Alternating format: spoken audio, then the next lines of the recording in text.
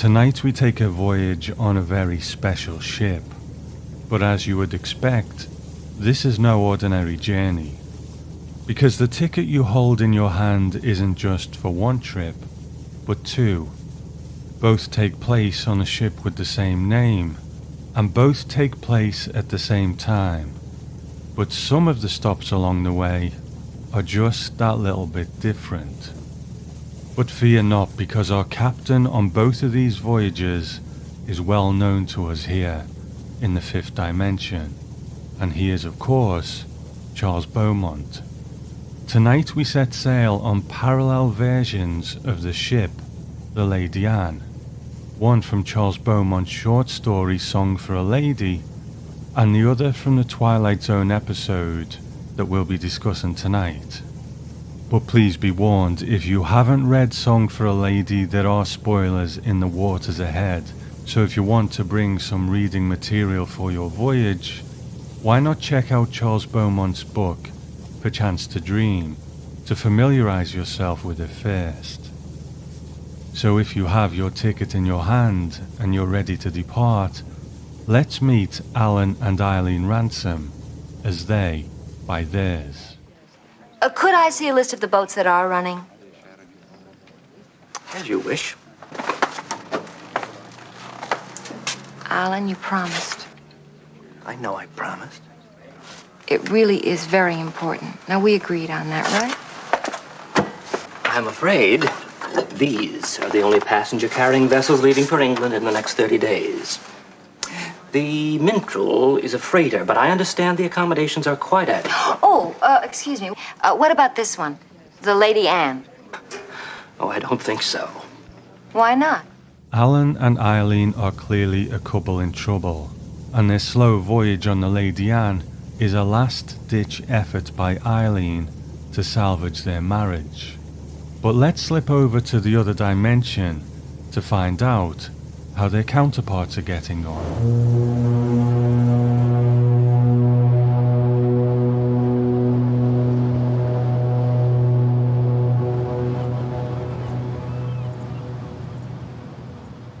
The travel agent had warned us that it was an old ship. Very old, very tired, and slow. In fact, said Mr. Spieto, who had been everywhere and knew all about travel, there's nothing slower afloat. 13 days to Le Havre, 14 to Southampton, provided there are favourable winds, of course. No, I doubt that we'll spend our honeymoon on her. Besides, this will be her last crossing. They're going to scrap the old relic in a month. And I think that's the reason we picked the Lady Anne for our first trip abroad. There was something appealing about taking part on a ship's last voyage.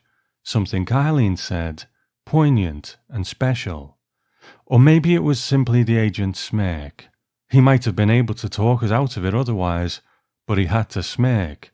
The veteran of Kathmandu and the innocent untravelled Iowans, and that got us mad. Anyway, we made 2 first-class reservations, got married, and caught a plane for New York. What we saw at the dock surprised us. Spieto's horrified description of the ship had led us to expect something between a kayak and the Flying Dutchman, whereas at first glance, the Lady Anne seemed to be a perfectly ordinary ocean liner. Not that either of us had actually ever seen an ocean liner, except in films, but we decided what one should look like, and this looked like one. A tall giant of a vessel it was, with a bright orange hull and 2 regal smokestacks, and a feeling of lightness, of grace, almost, despite the 20,000 tons. Then we got closer, and the Lady Anne turned into one of those well-dressed women who look so fine a block away, and then disintegrate as you approach them.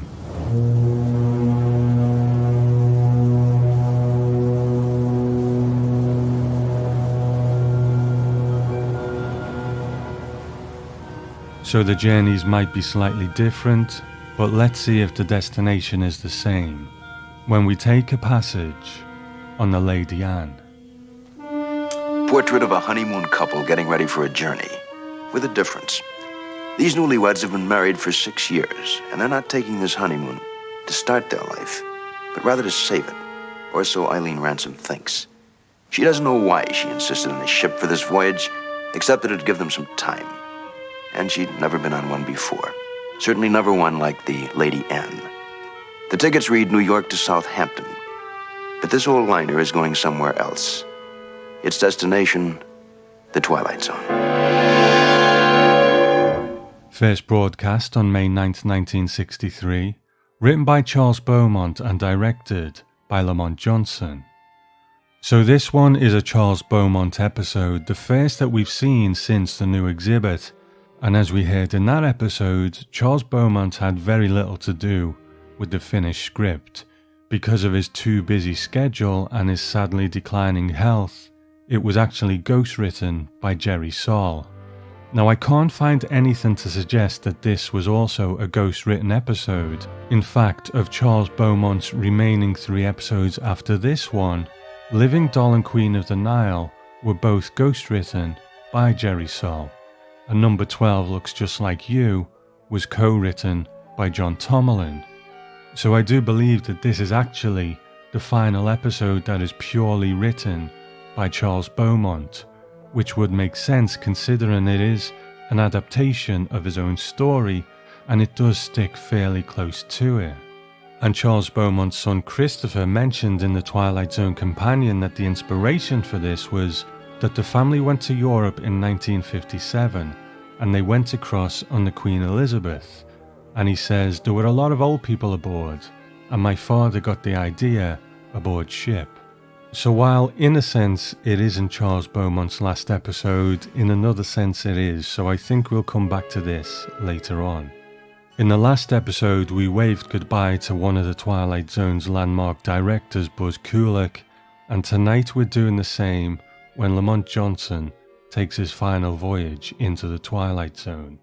And he goes with a pretty good batting average for his episodes because he directed The Shelter, 5 Characters in Search of an Exit, Nothing in the Dark, One More Pallbearer, Kick the Can, 4 O'Clock, Hocus Pocus and Frisbee, and now Passage on the Lady Anne, so not a bad batting average at all.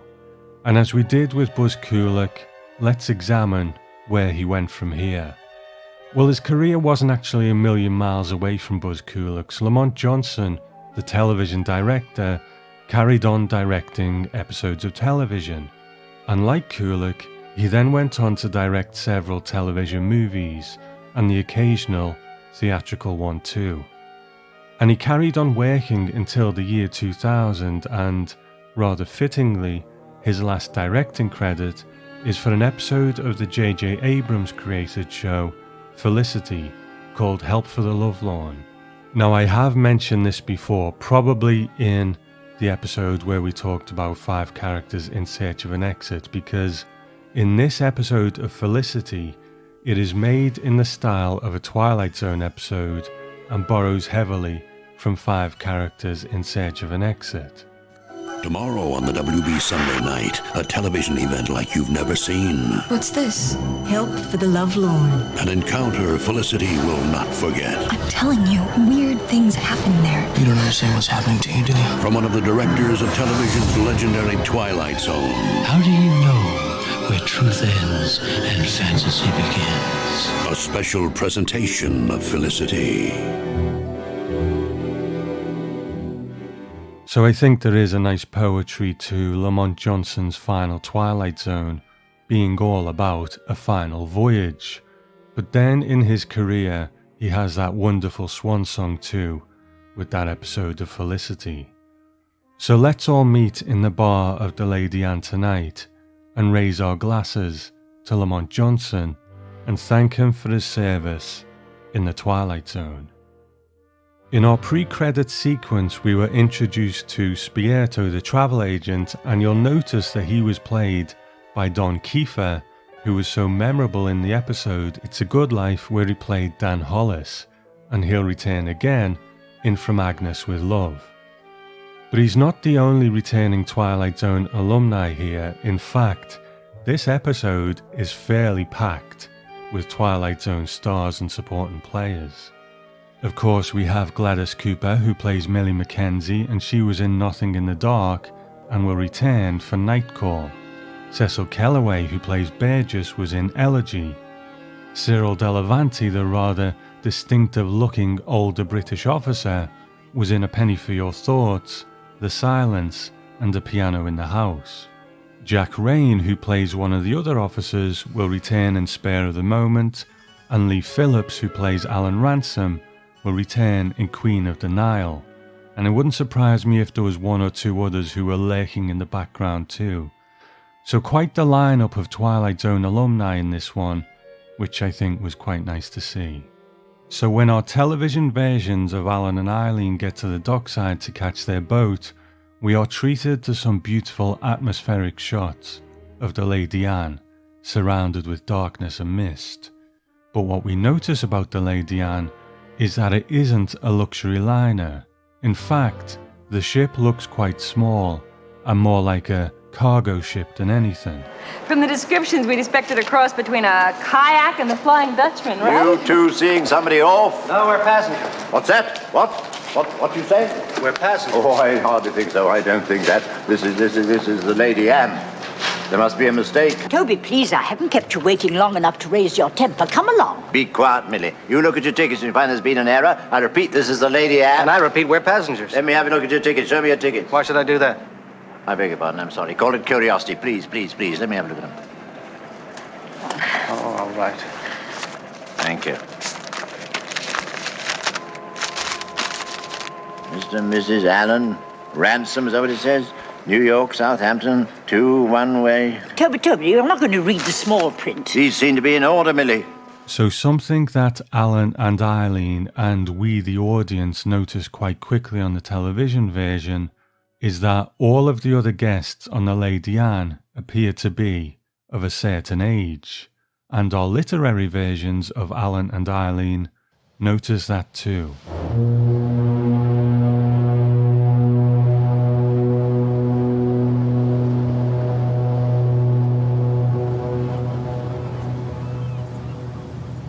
When we took a stroll out on deck, we noticed a surprisingly large number of elderly people standing at the rail. But we were excited, and somehow this didn't register. We waved at strangers on the dock, watched the passengers still coming aboard, and began to feel the magic. Then I saw the old red-headed gentleman tottering towards us, still glaring and blinking. In a way, he looked like the late C. Aubrey Smith, only older and thinner, just as straight though, and just as bushy in the eyebrows. "See here," he said, pointing at me with his cane. "You aren't really serious about this, are you?" "About what?" I said. "Travelling on the Lady Anne. That is, hate to sound cliquish and all, but we're serious," Eileen said curtly. "Dear me." The old man clucked his tongue. "Americans too. British ship, you know. Sort of reunion and..." He motioned toward another man in tweeds. "Burgess, over here." The man, if anything older than our friend, caned his way across the wooden planks. "Burgess, these are the ones I mean. They've tickets." No, said the old man with the cane. "Whole thing obviously a ghastly blunder. Calm yourself, Mackenzie. We've time yet. Now then." He gave us a crafty, crooked smile. "No doubt you young people aren't aware this is a rather, how shall I put it, private sort of cruise, d'ye see. Very tight. Dear me, yes. Unquestionably a slip-up. On the part of..." "Look," I said, "I'm getting tired of this routine. There hasn't been any slip-up or anything else. This is our ship, and by God, we're sailing to Europe on it." "Here, that," said Burgess, "is bad news indeed."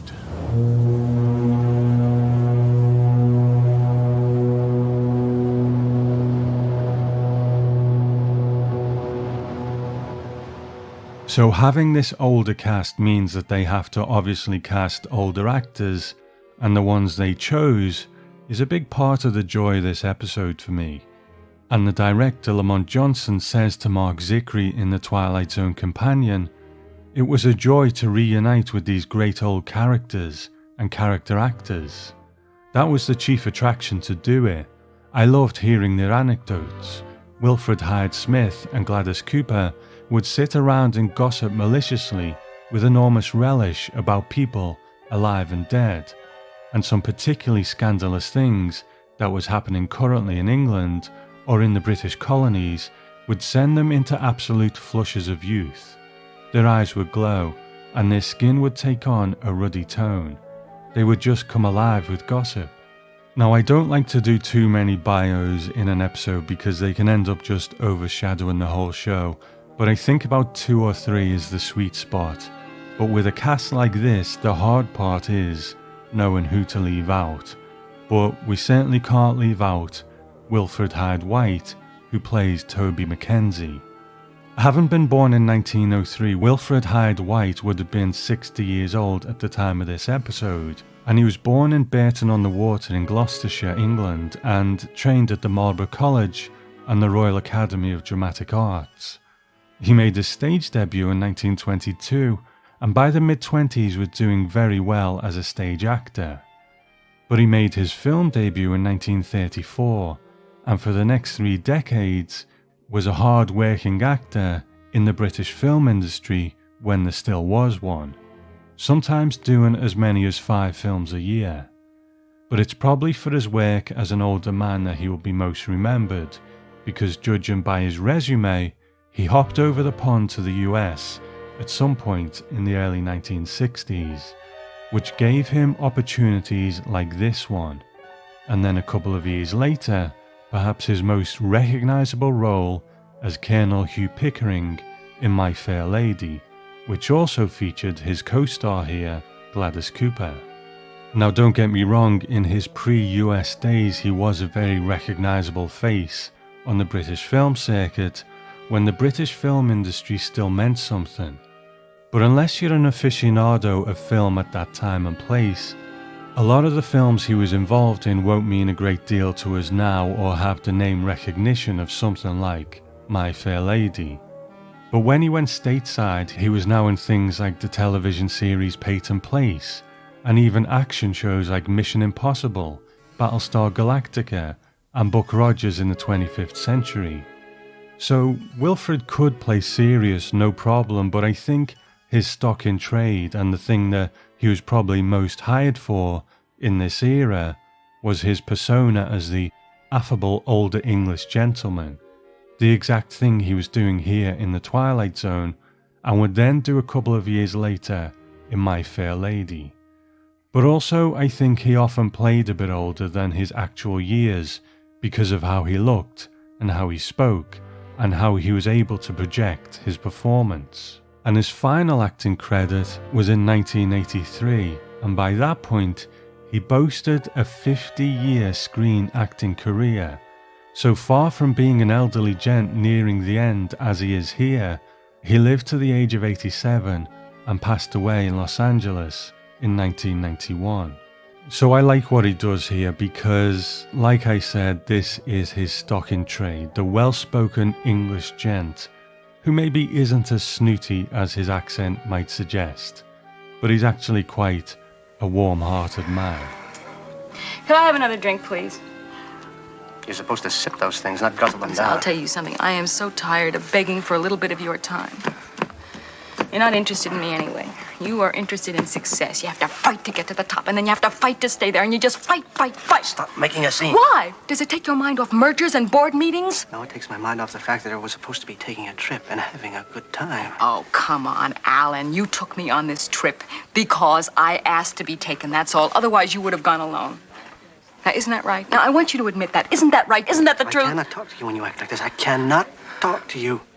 As we learned at the beginning of this show, our literary couple are a pair of newlyweds taken in by the rustic charm of the Lady Anne.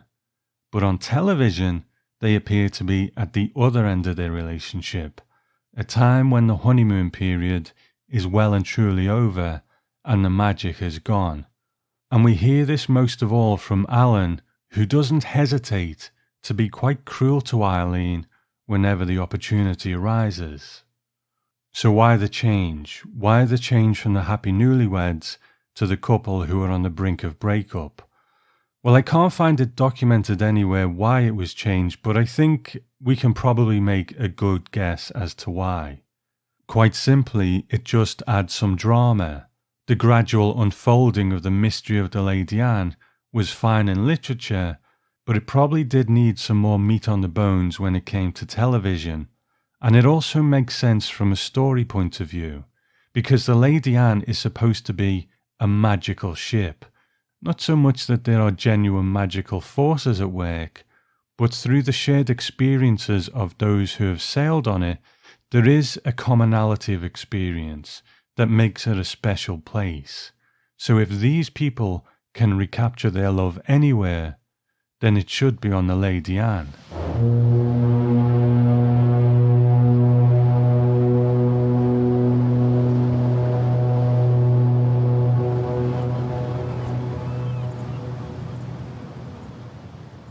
Eileen looked at Mackenzie and said in an even voice, "I thought you told us that it was an old rust bucket." "Not it, she." Burgess blushed. "Should both have been struck down by lightning," he said. "Greatest lie ever uttered. Mrs. Ransom, mark this. The Lady Anne was and is now the finest ship that ever crossed the sea. Queen of the fleet she was." "And quite unusual," put in Mackenzie. "Only one of her kind. I believe, you see, she specialized in honeymooners. That was her freight then. Young people in love. Aye. That's what makes your present so, what shall I say, ironic, eh? Not that it isn't. Not ironic. Sally, what is the damned word I'm looking for?" "Sweet," said his wife, smiling. No. Anyway, that was it. A regular floating wedding suite, you might say. Young married couples, that's all you'd ever see on her. Full of juice and the moon in their eyes. Dear me, it was funny though. All those children trying to act grown up and worldly, trying to act married, and used to it, you see. And every one of them as nervous as a mouse. Remember, Burgess? "I do, of course. Now that only lasted for a few days, Mackenzie. The Lady Anne gave him time to know each other." The old man laughed. "She was a wise ship. She understood such things." Mrs. Mackenzie lowered her eyes, but not, I thought, out of embarrassment. "At any rate," she said, "although it was needless to say unofficial, that did seem to be the policy of the owners then. Everything was arranged for young people.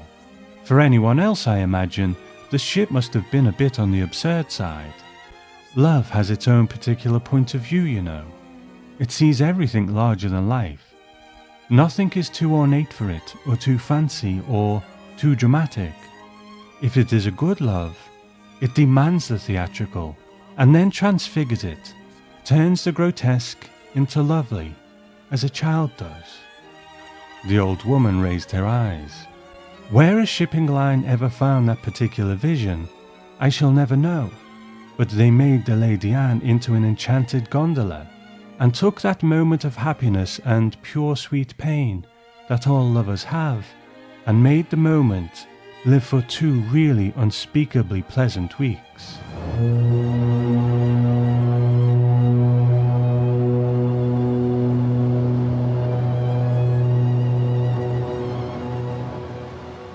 But why did you choose the Lady Anne?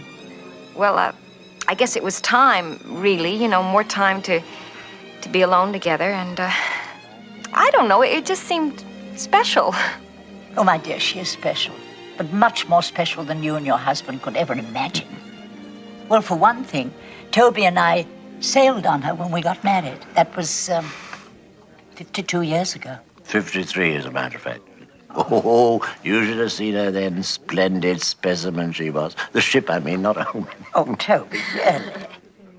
Well, I thought you told me that it was an old rust bucket. Not it, dear. She.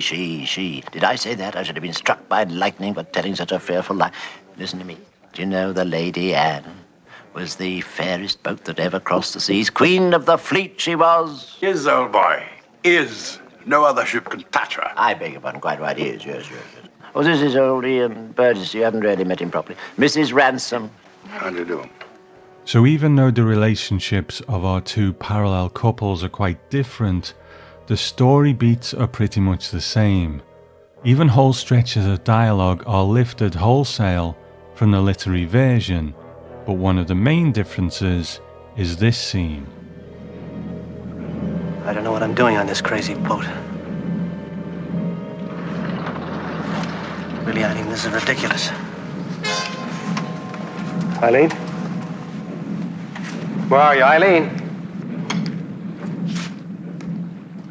Eileen, who is tired of Alan's remarks, goes missing on the ship, causing Alan to frantically try to find her.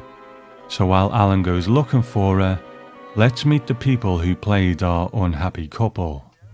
Alan Ransom is played by Lee Phillips, and he wasn't an actor that I'd seen before to the best of my recollection, and perhaps part of the reason for that is that his credits behind the camera outnumber his credits in front of it.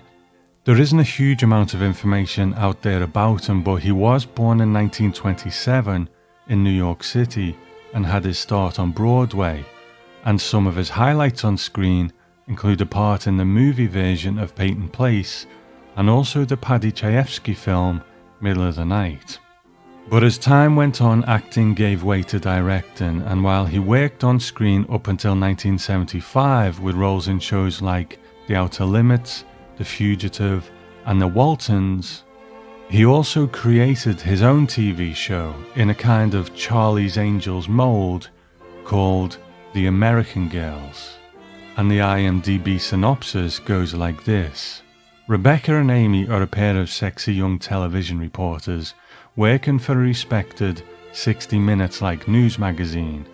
Receiving their story assignments from New York producer Francis Casey, the girls travel across the country in their specially equipped van, solving crimes, reporting the news, and getting involved in the lives of others. Turn us on, we'll turn you on. Turn on to Priscilla Barnes and Deborah Klinger, those freewheeling American girls, two investigative reporters for a TV news magazine, traveling the country covering stories and always causing headaches for their producer. There's danger, jeopardy, adventure. The American Girls, starting this fall. Television never looked so good. Turn us on, and we'll turn you on. So those were the days where no matter what job you did, if you were on television, you ended up solving crimes as well. And while The American Girls didn't last more than a season, Lee Phillips kept on working as a director until 1995, and he passed away 4 years later at the age of 72 in 1999. But apparently he almost didn't star in this episode of The Twilight Zone. James Coburn was originally asked to play the role, but a scheduling conflict stopped him from taking it. So how is he in this? Well, I only have this to go on, so if there is a great Lee Phillips performance out there, then I take that on board. But to me, I think he's good. He's particularly good when he's, the more grumpy Alan, who's always looking like he doesn't want to be there. But what I would say about him is the same thing I said about Robert Sterling, who starred in Printer's Devil. A good actor, solid and dependable, but he was just a suited up, clean-cut, generally handsome guy with dark side-parted hair at a time when every other actor was pretty much a clean-cut, generally handsome guy with side-parted hair. There's nothing that really makes him stand out from the crowd for me. But that said, he's perfectly fine in this, and I think he's very convincing as the husband who's lost interest in his wife, and their struggles seem pretty genuine. Now, his long-suffering wife, Eileen Ransom, is played by Joyce Van Patten, and she was born in 1934, and like her screen husband, she was also born in New York City. And apparently, even before she was 1 year old, she was auditioning for modelling parts, and by the age of 6, working on Broadway in the show Popsy. And with 158 credits to her name, Joyce Van Patten is truly one of our hard-working actors of the day, and many days to come, because when she started working, she didn't stop. She made her screen debut at 12 years old in 1946, and as she got older she worked steadily through the 50s and 60s. But as she got older, she made the decision not to get labelled as just a good-looking actress, so dressed down to de-emphasise her looks, and this allowed her to get more interesting parts. So I think even if you didn't know her by name, you'll have probably seen something with Joyce Van Patten in it. Back in the day, she was in shows like The Untouchables, Gunsmoke, and The Outer Limits. Then into the 70s and 80s, she was in movies like The Bad News Bears and television shows like Columbo. But she just hasn't stopped since, and the 2000s saw her have supporting roles in the movie Marley and Me and the television show Boardwalk Empire. So with her last role being in 2019, I do hope that this is not the last we've seen of her. And I do think she's good in this. You can really see how wounded she gets by every barbed comment that is thrown at her by her husband. And in unlocking the door to a television classic, she says, Lamont Johnson, the director, had been an actor before changing professions. I've always thought that working with a director-actor was very helpful. A sort of shorthand exists for me, a relaxation. Lee Phillips was a good friend of mine, and his wife was one of my dearest friends. Monty was a real gentleman. However, the greatest gift was that amazing group of great character actors they had put together. Gladys Cooper was so real and funny, and she and Wilfred Hyde-White were full of fun and tons of gossip. I could not wait to get to work and see those dynamos, the energy, the wit. It was amazing. They had it in for Cecil Kellaway and talked behind his back, giggling like school kids. So eventually, racked with worry, Alan goes back to his cabin, and thankfully Eileen is there. And this seems to be the thing that fixes their relationship. Alan doesn't appreciate Eileen until he thinks that he's lost her. Now, as I said, this is all a creation for the television version, and it seems to be here to add a bit of movement, a bit of drama to the middle of the episode to stop it just being people sitting around and talking. And when Alan finds Eileen, he realises what he's almost lost, and everything is right again. And I think while it's no bad thing to inject a bit of action into the middle of the episode, I find it does go against the point for me. If the Lady Anne has this aura of magic about her, then perhaps it would have been more fitting for the couple to be seduced by their surroundings and rediscover their love for each other, rather than it to happen in this quite simplistic way. But then again, on the other hand, that would make a long talky episode even longer and talkier. So it was a judgment call and they made it, but maybe I prefer the more subtle moments of magic that the couple in the literary version would experience.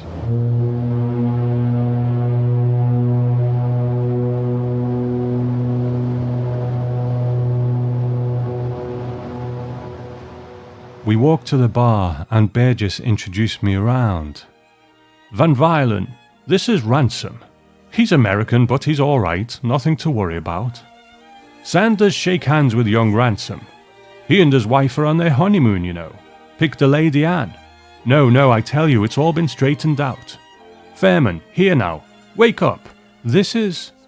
The warmth of these men suddenly filled me, and after a while, it seemed as though magically I wasn't 32 at all, but 72, with all the wisdom of those years. The man called Sanders insisted upon buying a round and raised his glass. To the finest, loveliest, happiest ship that ever was, he said, and we drank solemnly.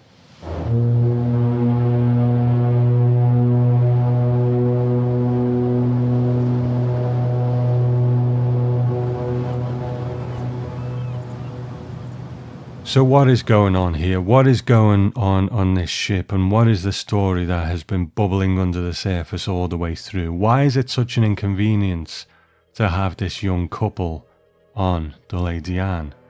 Well, I've watched enough movies with old British people in them that my mind immediately goes to some kind of satanic death cult, and Alan and Eileen are going to end up being sacrificed to whatever gods they worship.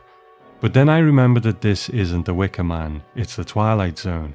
And to be honest, these old people seem far too nice to be those British kind of people, even if Millie Mackenzie does drop a bit of a bombshell earlier on. Now, what's all settled? What my husband is trying to say is that you won't have to die after all. And then while Eileen is missing, Toby Mackenzie doesn't help matters by sidling over to Alan on the deck and saying this. Not turned up yet? In that case, why not? Why not let's go and have a drink, eh? Come along, my boy. But sinister as this may seem, the explanation to what's really going on is quite different, but we'll talk about that in a moment. As we've journeyed through the Twilight Zone together over the years, we've come across more episodes than I thought we would, where there is no element of the unexplained. As we know, even the first episode of the show, Where Is Everybody?, didn't have that unexplained element to it. Some episodes don't actually ask us to believe in an element of the unexplained, but just ask us to believe in an element of science fiction, which is something quite different.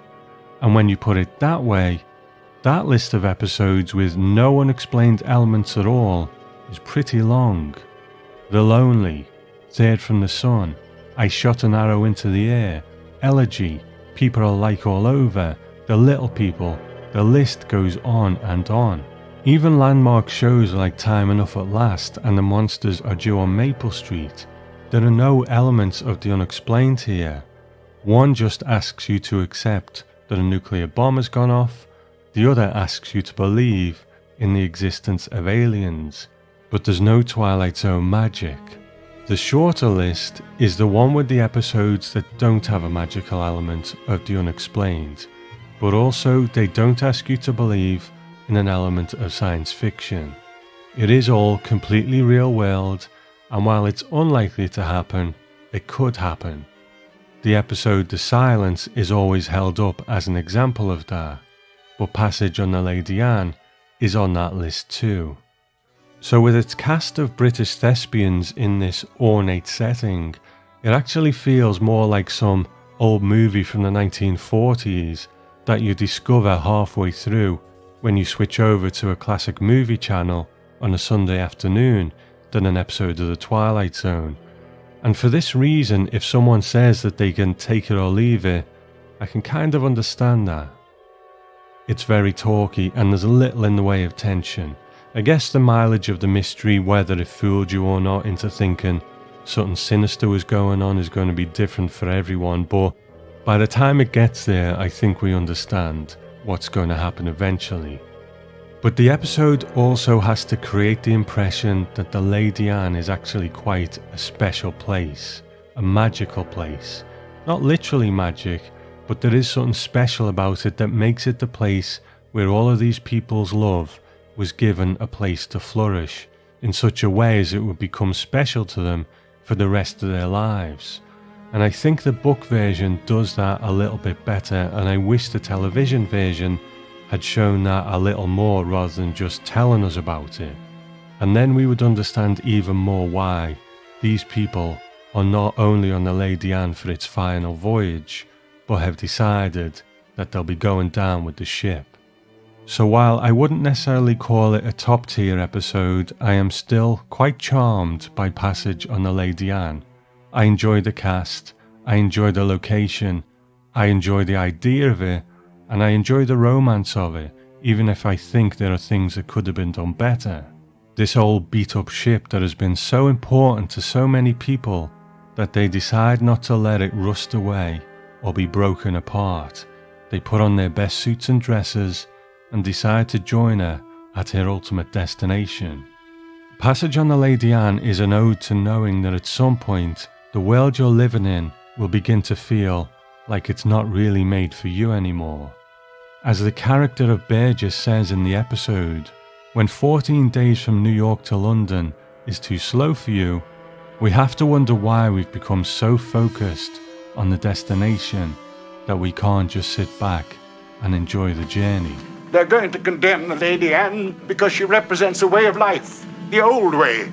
She has grace, manners, tradition. And now they're going to scrap her. Oh, I say, somebody turn him off. Nothing is sacred anymore. The beasts are at the gates, but we're too old to fight them. So we have to stand around like a lot of pathetic statues with our medals tarnished and our swords broken, while the vandals turn our castles into sideshows and stick up nasty little advertisements for soap all along the roadside. And now they're going to scrap the Lady Anne. But I warn you, how are we going to stop them from scrapping the whole world? So when the world isn't really made for you anymore, you can go kicking and screaming, or you can wish the people who it is made for well on their journey and enjoy the final moments of yours, knowing that the Lady Anne has worked its magic one last time. We like you people. We thought you liked us.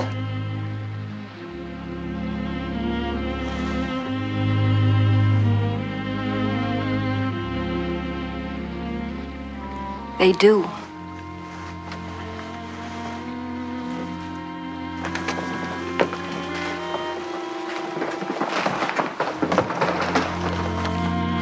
Lower away!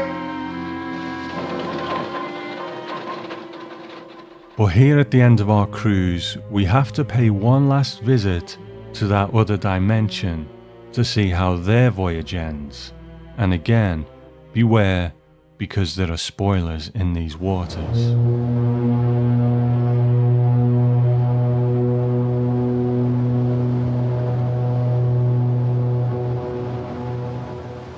We returned to the boat station where almost everyone on the ship had gathered.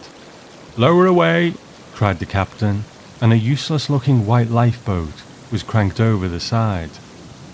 "Now then, if you will please climb down the ladder." "For God's sake," I said. "The ladder, Mr. Ransom, and do be careful."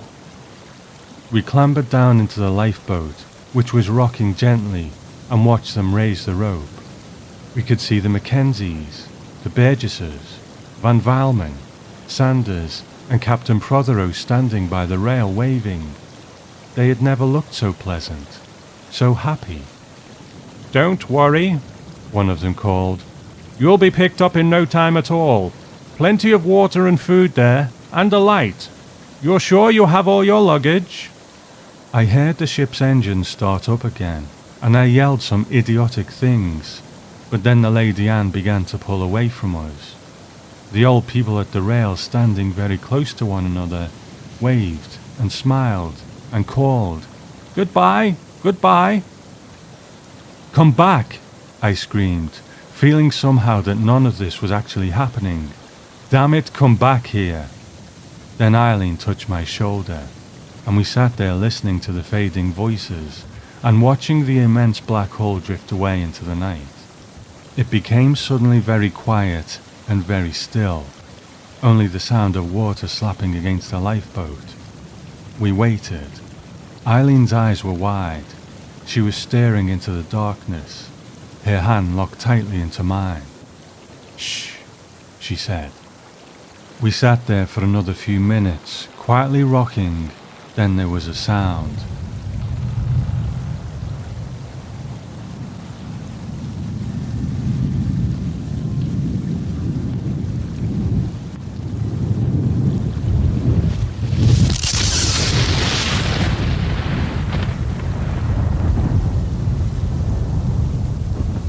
Soft at first, hollow, but growing. "Alan!" The explosion thundered loose in a swift, rushing fury, and the water began to churn beneath us. Then, as suddenly, it was quiet again. In the distance I could see the ship burning. I could feel the heat of it. Only the stern was afire though. All the rest of it seemed untouched. And I was certain, oddly certain, that no one had been harmed by the blast. Eileen and I held each other and watched as slowly, as gracefully and purposefully, the Lady Anne listed on her side. For an eternity, she lay poised. Then the dark mass of her slipped with incredible speed down beneath the waves, sliding, sinking into the water as quickly and smoothly as a giant needle into velvet. It could not have taken more than 15 minutes. Then the sea was as calm and empty as it ever was before there were such things as ships and men.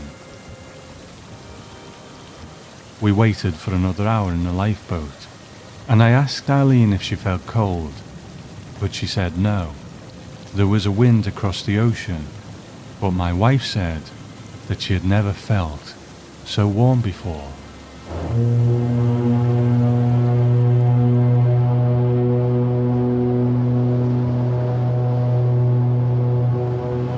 When I first watched The Passage on the Lady Anne, I found the ending a little bit sudden, because in my mind I think I was expecting the ending that we just heard. But here's the beautiful thing about the ending that we did get on television. I think in our minds we know that the Lady Anne in the television version probably does have the same fate as its literary counterpart, and all of the people on board would go down in a blaze of glory with the ship. But by not showing it to us and telling us that the ship sailed into the Twilight Zone, it allows us the thought that this wasn't a final cruise after all. And like the airplane in the Odyssey of Flight 33, the Lady Anne passed on from reality into myth. And maybe if you happen to find yourself on the deck of a boat, looking out across the waves, you'll hear the gentle revelry of the aged passengers of the Lady Anne, aging no longer on its final but never-ending voyage. And it's perhaps for that reason that this being Charles Beaumont's truly final Twilight Zone is a little bittersweet but also quite poignant. And perhaps it's no bad thing to wave off Charles Beaumont standing on the deck of a ship on a never-ending voyage into the Twilight Zone. The Lady Anne never reached port.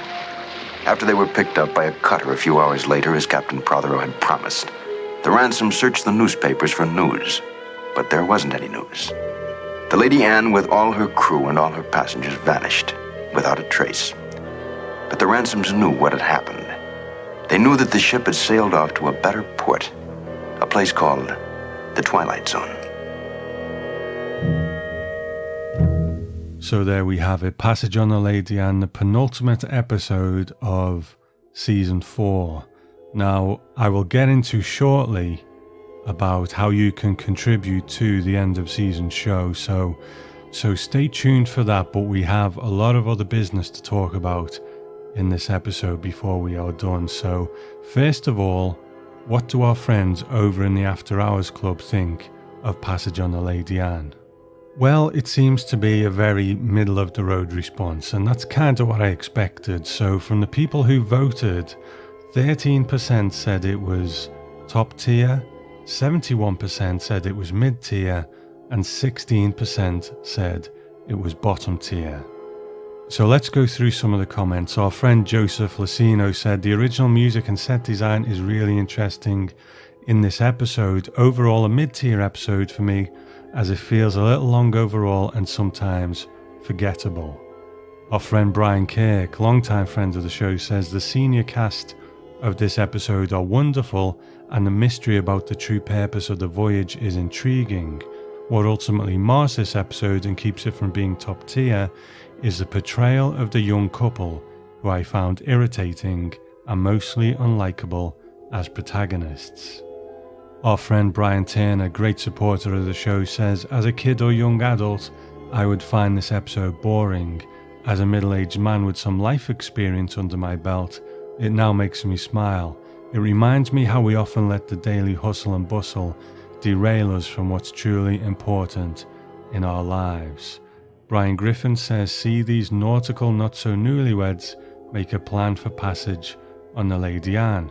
While Captain Lancer is not on board, the other passengers may or may not welcome the honeymoon team to her final boarding call. And fellow podcaster and frequent collaborator Zach Moore gives a one-word review that simply says, boring. Okay. Okay, so that's what our friends over at the After Hours Club think.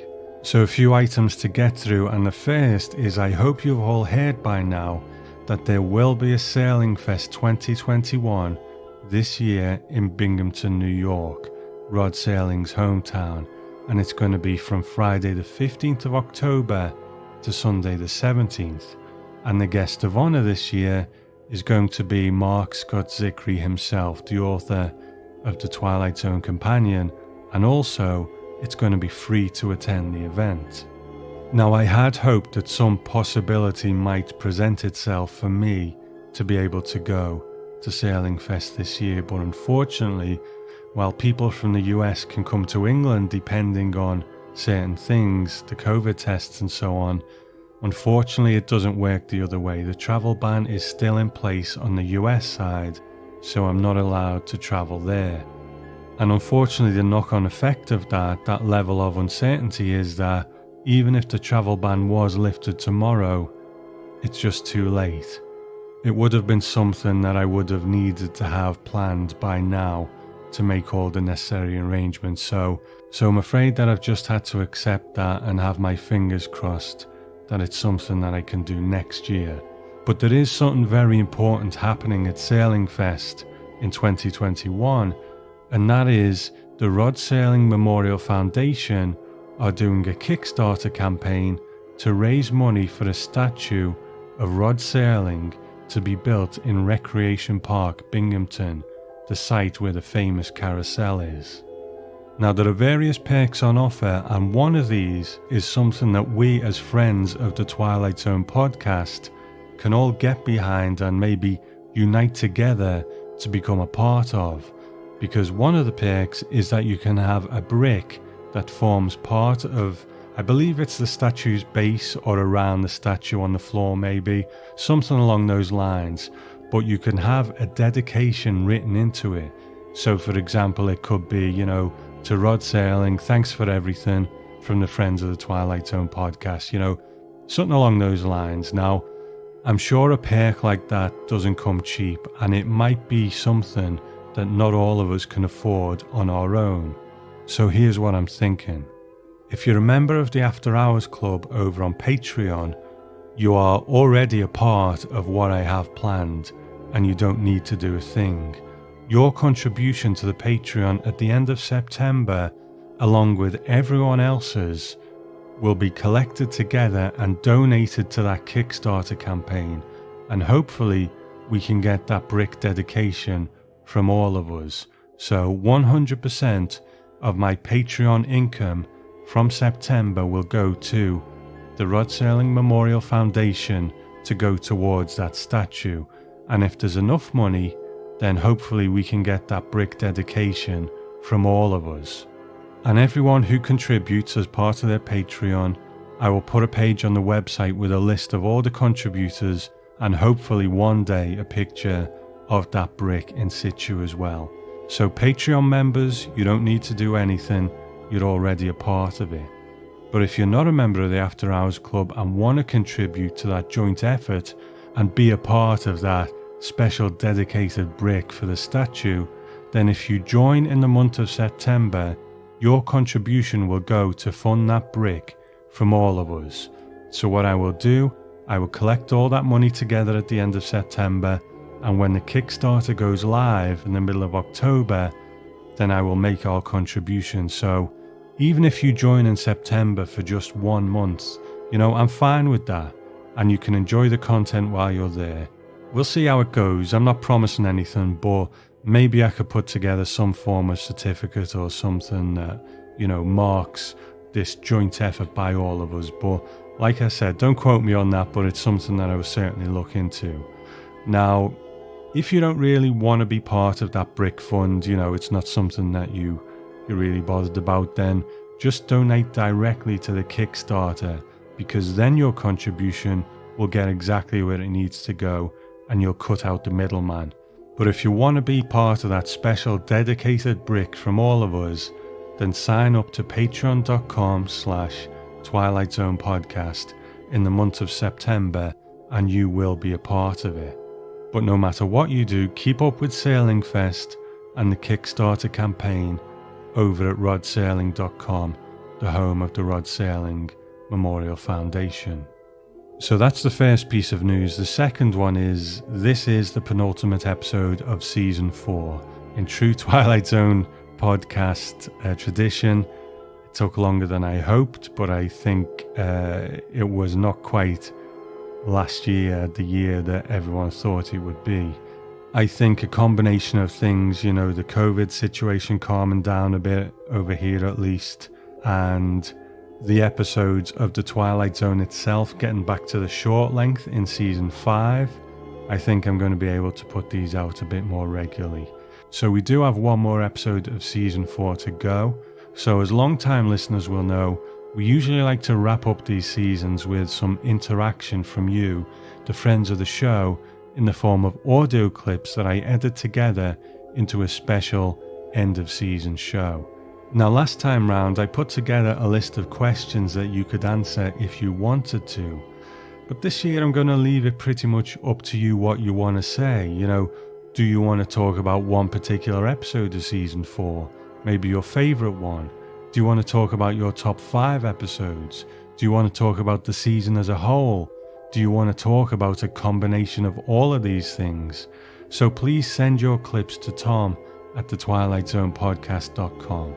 Now, I won't put a time limit on it, but, just keep it reasonable. It's unlikely that I can use a 20-minute clip because that's just a podcast in itself. But also, our regular statistician, Harold Clark, has offered to collate all of our Season 4 rankings so we can find out, what we, the collective friends of the Twilight Zone podcast, think are the top episodes of the season or the bottom episodes of the season.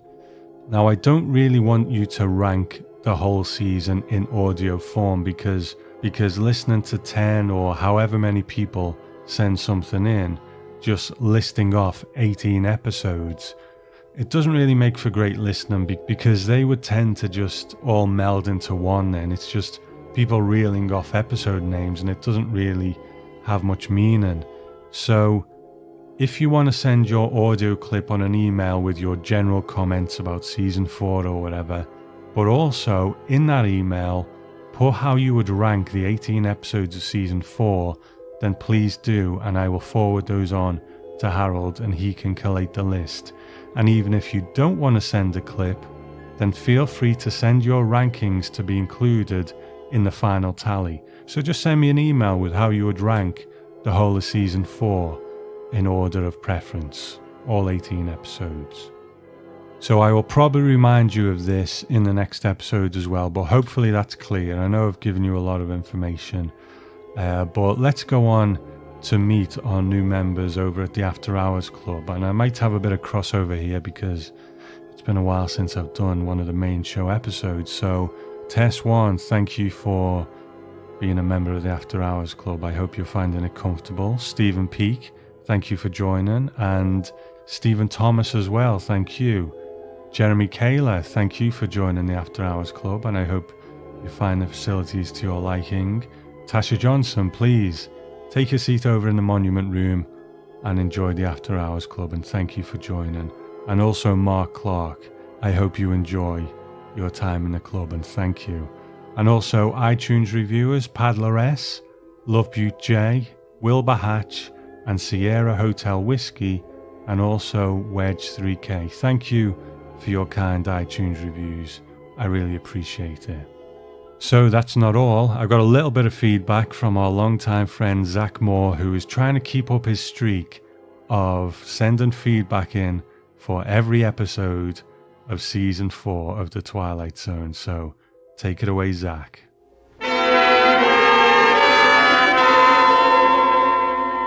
Hey, Tom listeners.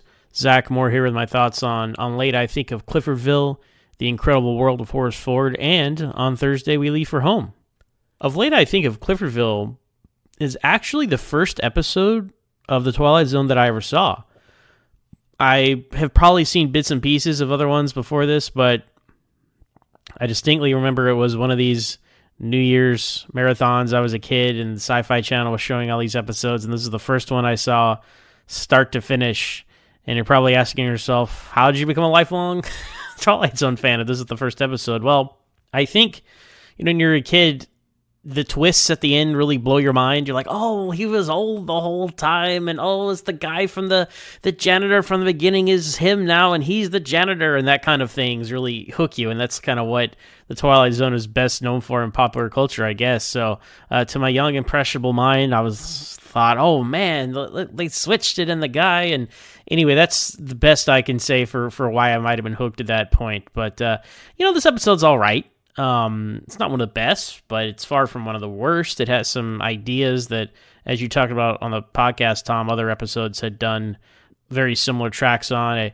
The whole time travel thing, going back to the past, the loophole of him being old on the inside is a real plot hole. Because the episode says he's like, I want to look just like I looked, ... but he doesn't say I want to be young. So that makes sense, but it's a real weak reveal that it's not till the very end montage where he's going around looking for money, and the last bit there, he's like, "Oh, I'm old." Oh, like that hadn't been a problem for anything in the past up to that moment. So that was a pretty weak last minute reveal there. But you gotta love Julie Newmar as the devil, or Miss Devlin as she's called in this episode.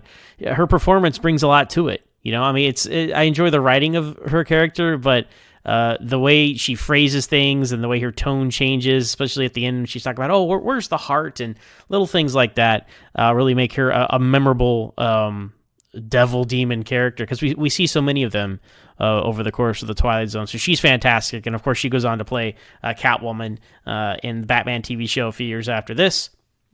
And then shout out to John Anderson. He's one of my favorite Twilight Zone recurring actors, and we got one more episode with him coming up in season 5. And I first saw him in an episode of Star Trek: The Next Generation, actually, one of my favorite episodes. So anyway, Albert Salmi was making a choice, and that performance of the old man who talks like this is odd, But again, seeing it first as a kid, I guess it might not have registered with me.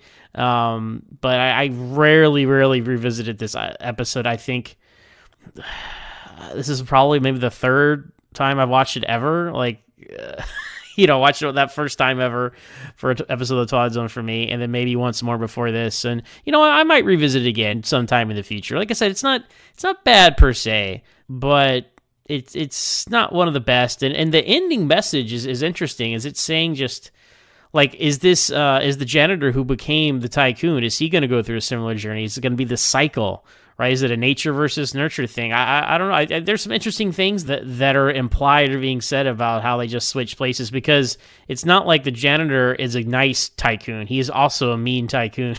So that's just food for thought, I guess. More food for thought than the cool switcheroo twist that I, captured my attention when I was a kid. So anyway, of late I think of Clifferville. Let's move on to the incredible world of Horace Ford. So this one, it's fine. I know you didn't like it, Tom, in your review. The general consensus on this one is it's one of the weaker Twilight Zones. Pat Hingle, much like you mentioned on the podcast, he will always and forever be Commissioner Gordon from the Tim Burton, Joel Schumacher Batman films to me. He was so underused as well. Like, he has so few lines. I could probably recite them all to you right now. Like, he gave us a signal, and all, just thanks for saving the day, Batman. Like, that's all he was. That's all he was, and it's unfortunate. But anyway, Pat Hingle, his performance here, I think he's doing what the script calls for. And, this episode could have gone in a couple of directions, kind of like miniature with the guy with the weird home life and the mom who's hovering, but that's not really what's going on there.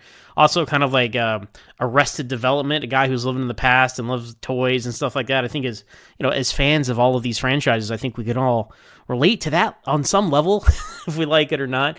But it doesn't go there. And I think the weakest aspect of the episode is the fact that his past isn't as good as he remembered it, but the trigger point of that is his friends weren't invited to his birthday party, but there was no real reason why. So the whole linchpin of all this is confusing. I get, the rose-colored glasses of the past, so that could have been an angle as well, or living in denial, or even, like a Uncle Rico character from Napoleon Dynamite, always talking about the past, kind of like that. It's a different flavor of that character, but like the high school football star who's always talking about the past because life has never been as good since then. Or so many approaches they could have taking a crack at this kind of concept. And I don't know, it's just the revisiting the past, the cycle. I mean, it is repetitive, but you kind of have to set the tone of like he keeps going there and it's the same things, and then identify something weird's going on. So I understand why he had to go there. I think it was 3 times in a different scenario, right? Thinking about other episodes of the Twilight Zone who have set this precedent, right? Like 16 millimeter shrine, or even I guess even miniature, right? It could be the guy's life was not going well, and then he goes back there, and the kid brings back the kid who keeps finding his watch brings back a Mickey Mouse watch, and he stays in a good past forever. I know it sounds like the original story idea was like he would stay in the past as that kid, but it was more of a, I assume the same reveal of how his past wasn't as good and all that, but escaping into his past, what does that mean? Who knows, right? Also, what's the episode with the guy and his mom, Young Man's Fancy, I believe? Yeah, kind of that whole idea. So these ideas have been kind of done before, and maybe I think that would have been more interesting than he went there, nobody knows what happened. It's nice that he had happily ever after with his wife. The mom character, wow, like she is... her whole rant about like, who's going to take care of me now? I'm like, man, Mom, you are not a good character when he gets laid off from his job. And I like how the wife, sticks up for Horace Ford when the mom's going on her rant about what has she ever done and that kind of thing. So it's weird family dynamics here in this episode. But also, shout out to the boss, who I had to look it up. And I'm like, the guy who plays his boss is very familiar. He was Henry Bemis's boss in Time Enough at Last. So he carved out a nice role for himself on the Twilight Zone, that guy. But yeah, so this episode, it's, it's fine. It's, Horace Ford is not the most lovable, quirky character. Kind of like, that you have your Henry Bemises out there and guys who are quirky, but you enjoy their quirkiness to a point. He's annoying, but I guess he's kind of supposed to be, and that's the point. And he does have a happy ending. I guess he had to go through all this to remember that his past wasn't as good as he thought. But again, this kind of stuff, talking about, last episode, right? Late, I think, of Clifferville, this kind of stuff was done better, right? With the Willoughby and Walking Distance, and they're going down these same roads. Now, it is interesting, I didn't mention in the podcast that, it's too similar to the Walking Distance. We can't show these back and forth together, but this is nothing like, Walking Distance in that respect. There are much worse episodes this season alone than this one. Is it on the top of my list? Absolutely not. He's probably low middle tier, or at the very top of the bottom tier, but not to say it's awful, right? There are truly awful episodes this season, and this is not one of them. So, and then of course we have on Thursday, We Leave for Home. Wow, this episode was a revelation, kind of coming at the end of the 4th season. I'd only seen this episode once before, much like a lot of the 4th season episodes, as I've said before in some of this feedback, they're not shown in the rotation as often in the Sci-Fi Channel Twilight Zone marathons where my fandom was forged. So I had never seen this one until just a few years ago.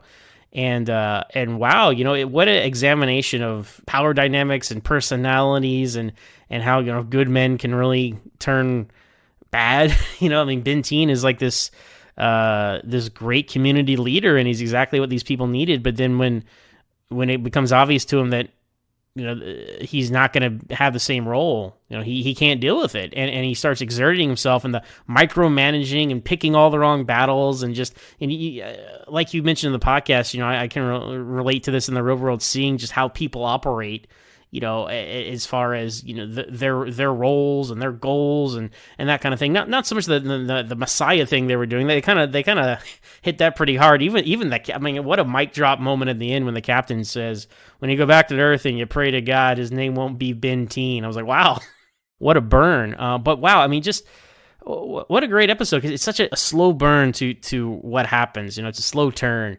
And I feel like, this episode really does benefit from the hour-long length because, in a typical half-hour time slot episode, what happens? Like, the ship lands and they have, like, 1 or 2 arguments and then they leave and there's the ending. No, you need that, like, it's a tragedy, right? Because, like, the ship lands and Ben Teen's excited and everybody's excited and he's been talking about how awesome Earth is. And then, as he sees that, like, they're going to lose their community and his control, and you get some insight into how he sees everybody else's children and all that. That's very insightful, and that shows you that but does it show you though, like was he always this did he have this power trip the whole time, right? Because it makes you think, right? It makes you think about this guy, and despite all the ways he acts and his microaggressions and all that, not letting him play baseball and stuff like that, like you still feel sorry for him at the end when the ship takes off. He's like, I want to go home. And it's one of these tragic endings because like he's told, like, hey, you're going to die here. We're never coming back. So, and they do every effort to try to get him to come. Like this Colonel character, our first Aventina's captain this whole time, right? He's not disrespectful to him or anything. He pleads to him many times. But just Bentine has this power trip, man. And it's crazy and just a good examination of the human condition, right? And that's what these greatest sci-fi things are all about. So this is a fantastic episode, and it's between this and the new Exhibit as my two favorite episodes for season 4. But this is right up. This is definitely top tier Twilight Zone. On Thursday we leave for home. So those are my thoughts on these last 3 episodes. Been catching up with the feedback, and I know we have a couple left, so I'll be back next time with my thoughts on the final 2 episodes of season 4. Hello, this is Jason from Northfield, Minnesota, offering my thoughts on the Passage on the Lady Anne, or maybe the Twilight Zone version of the Love Boat. Soon we'll be making another run. Or I suppose it could be Death Boat or Heaven Boat. I don't really know, which I guess I'll get to because I'm very confused by the twist or twists and ending of this episode. But I guess I'll start with what I like about the episode. I love all the hardworking Twilight Zone actors and actresses of the day. Just a bunch of people who either are in episodes or will be in episodes.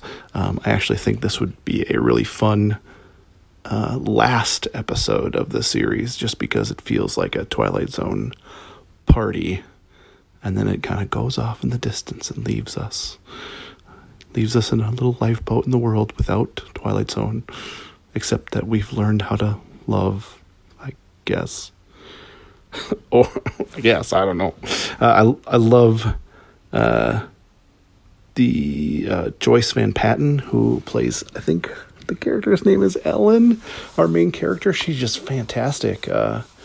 She's bubbly and happy, but when she's serious, she's just deathly serious. I think she's a great actress. And of course, I love Gladys Cooper. She is my favorite episode, Nothing in the Dark. I adore her.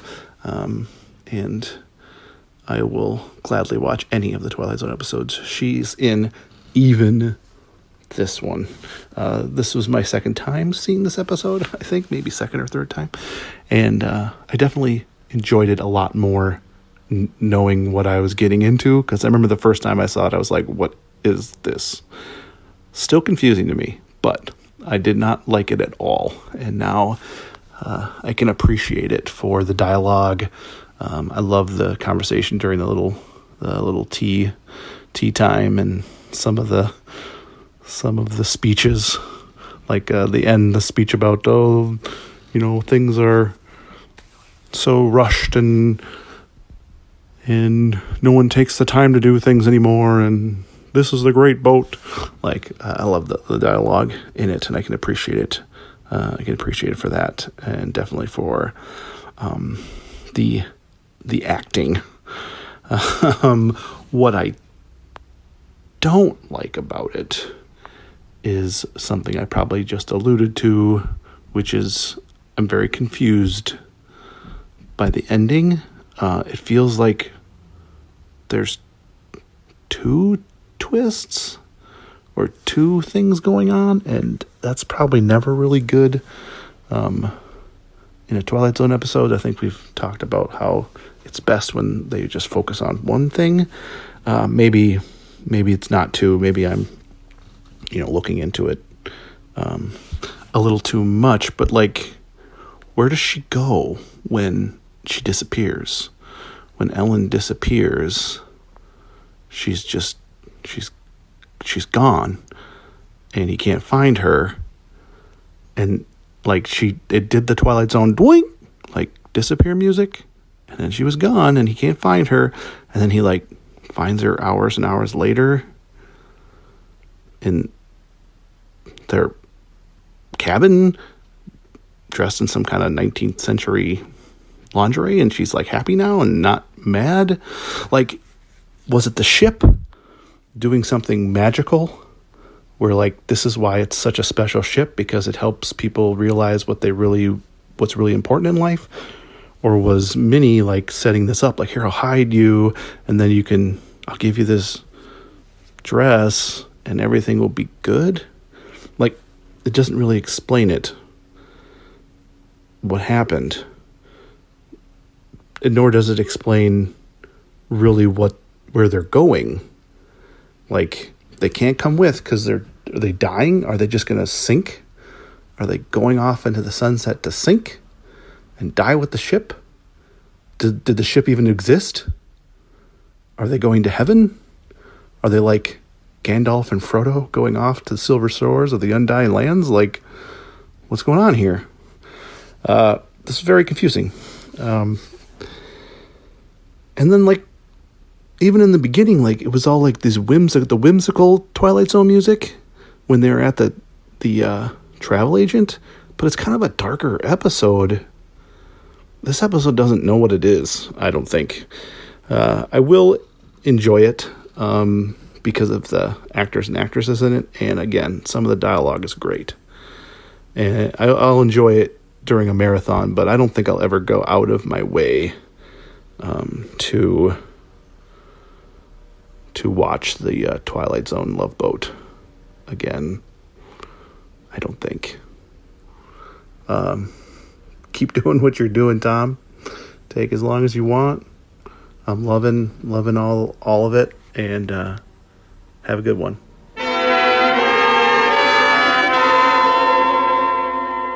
If you want to get your thoughts onto the show about any of the episodes we've covered so far in Season 4 of The Twilight Zone, or the next episode of The Twilight Zone, then send your feedback in clip form of about 5 minutes or less to tom@thetwilightzonepodcast.com.